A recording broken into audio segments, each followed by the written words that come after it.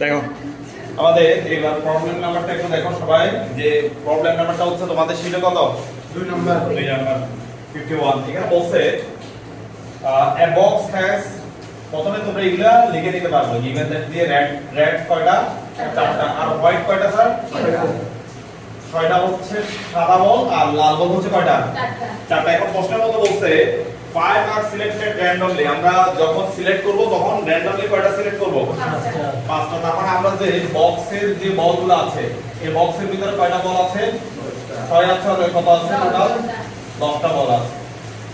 সেই 10টা বল থেকে আমরা randomly 5টা নিব, মানে প্রতিবারই যখন এখান থেকে বল তুলবো সেই বলগুলো প্রতিবার কয়টা তুলবো, 5টা। মানে 10টা বল থেকে আমরা তুলবো কয়টা, 5টা বল তুলবো। এখন বলছে find the probability, আমাকে বলছে সম্ভাবনা বের করো। সম্ভাবনা বের করতে বলছে at least 3 red balls, কয়টা রেড বল থাকতে হবে, 3টা।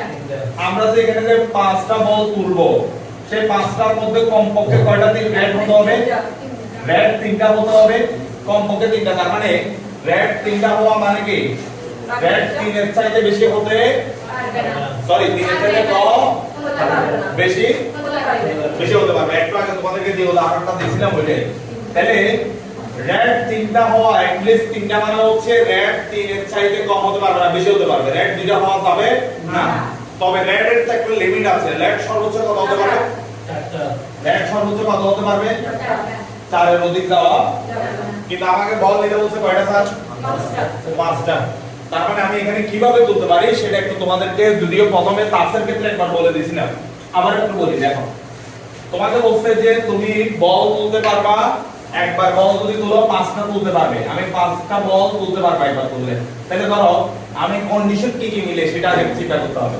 প্রথমবার যদি তুলি সেক্ষেত্রে at least 3টা রেড বল, তার মানে রেড হবে 3টা, আর হোয়াইট হবে কয়টা স্যার, হোয়াইট কয়টা বল হবে, 2টা। তার মানে 3 আর 2 কত হয়, 5 হয়। প্রথম কন্ডিশন এটা কিন্তু মিলছে। সেকেন্ডে রেড যদি 4টা ধরি হোয়াইট কয়টা হবে স্যার, একটা। হোয়াইট একটা হবে, হোয়াইট কয়টা, একটা। তাহলে এই কন্ডিশনটাও মিলে, এই কন্ডিশনটাও মিলে। এখন রেড কি আমরা চাইলে এখন 5টা দিতে পারি না, দিতে পারবো না। কেন দিতে পারবো না, কারণ আমাদের রেড বলে দিয়েছে 4টা, তার মানে 4 এর অধিক যাওয়া যাবে না। তার মানে এখানে আর কোনো কন্ডিশন হবে না, শুধুমাত্র এই দুইটা কন্ডিশন হবে, কন্ডিশন 1 কন্ডিশন 2। সেটার আলোকে তোমাকে এবার সূত্র অ্যাপ্লাই করতে হবে। তাহলে সূত্রটা অ্যাপ্লাই করলে কি রকম হবে দেখো, সূত্রটা কিভাবে হবে। এখন আমাদের টোটাল বল কয়টা ছিল স্যার, 10টা থেকে কয়টা বল নিব, 10টা থেকে কয়টা বল নিব, 5টা। তাহলে তোমাকে আগে এখানে লিখে নিতে হবে যে আমার টোটাল বল কয়টা আছে সেটা লিখতে হবে। টোটাল বল থেকে আমি নিব 5টা বল, সেটা কত হতে পারে সেটা এখানে লিখে নিবা। এবার এই যে দুইটা কন্ডিশন হবে বলছিলাম, সেই দুইটা condition there regard the probability.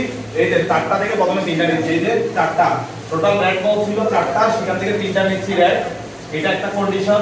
এই যে বাকি 6টা ছিল, 6টা থেকে 2টা কন্ডিশন নিচ্ছি, 6টা থেকে 2টা টোটাল বল সংখ্যা প্লাস এটা একটা কন্ডিশন, আবার এটা একটা কন্ডিশন। সেক্ষেত্রে রেড কয়টা আছে স্যার, 4টা। 4টা থেকে 4টাই নিয়ে নিব, আর তোমার হোয়াইট কয়টা, 6টা। 6টা থেকে একটা নিব, এখানে যেহেতু বলা আছে সেটার আলোকে তোমার কন্ডিশন রেডি করতে হবে। বলো 52 কেন এটা বলে স্যার কি কেন বলেছি, কত আছে জানো, 10 C5, এখানে কত 10 C5 বলো, সেটা নেই এটা ঠিক করা বুঝছো। দেখি সবাই একটু দ্রুত এইটা তুলে নাও। তুলে নেওয়ার পরে তোমাদের আনসারটা এই যে ক্যালকুলেশন করার পরে সবকিছু ক্যালকুলেশন ক্যালকুলেটর আনসার পরে তোমাদের এই আনসারটা আসবে। একটু সবাই দ্রুত তুলে নাও।